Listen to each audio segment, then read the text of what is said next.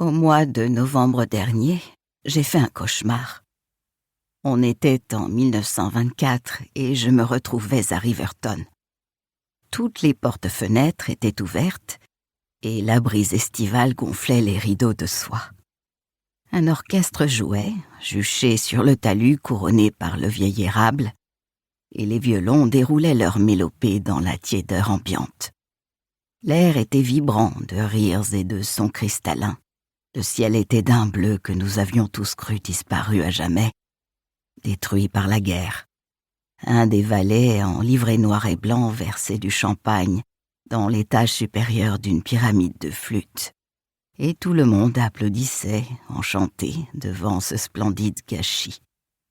Je me suis vue comme on se voit en rêve, allant et venant parmi les invités. Je me déplaçais lentement, beaucoup plus que dans la vie, et autour de moi, les gens formaient un grand flou de paillettes et de soieries. Je cherche quelqu'un. Puis tout change, et brusquement je suis devant le pavillon d'été. Mais ce n'est pas celui de Riverton. Impossible. Ce n'est pas l'édifice flambant neuf que Teddy en personne a conçu, mais une vieille bâtisse tapissée de lierre. Les branches tortueuses s'insinuent par les fenêtres et étouffent les piliers. On m'appelle. Une voix de femme que je reconnais derrière le pavillon au bord du lac. J'entreprends la descente en caressant au passage les roseaux les plus hauts. Une silhouette est là, accroupie sur la rive. C'est Anna qui, en robe de mariée constellée debout, se raccroche au rosier grimpant. Elle lève la tête vers moi et son visage surgit de l'ombre. Elle me dit d'un ton qui me glace le sang. « Vous arrivez trop tard !» Elle désigne mes mains. « Trop tard !» Je baisse les yeux sur mes mains redevenues jeunes. Elles sont couvertes de boue et tiennent le cadavre rigide d'un chien de chasse. Bien sûr, je sais ce qui a provoqué ce rêve, la lettre de la réalisatrice. Je ne reçois guère de courrier ces temps-ci.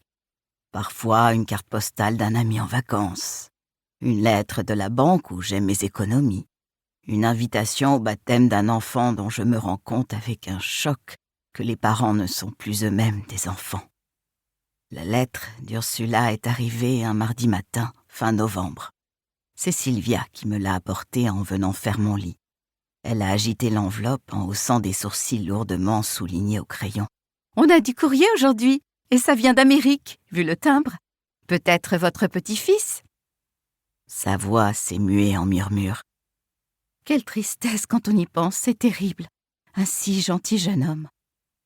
Tandis qu'elle émettait de petits bruits désapprobateurs, je l'ai remerciée pour la lettre. J'aime bien Sylvia. Elle fait partie des rares personnes capables de voir sous mes rides la jeune fille de 20 ans qui vit encore à l'intérieur de moi. N'empêche, je refuse de me laisser embarquer dans une énième discussion à propos de Marcus. Je lui ai demandé d'ouvrir les rideaux. Elle a fait la moue avant de passer à un autre de ses sujets de prédilection. La probabilité qu'on ait de la neige à Noël et les dégâts que cela provoquerait chez les arthrétiques. J'ai réagi selon ce qu'elle attendait de moi, mais je ne pensais qu'à la lettre posée sur mes genoux. Je me demandais à quoi m'attendre devant cette écriture fine et nerveuse, ces timbres étrangers, les bords de l'enveloppe adoucis par un long périple.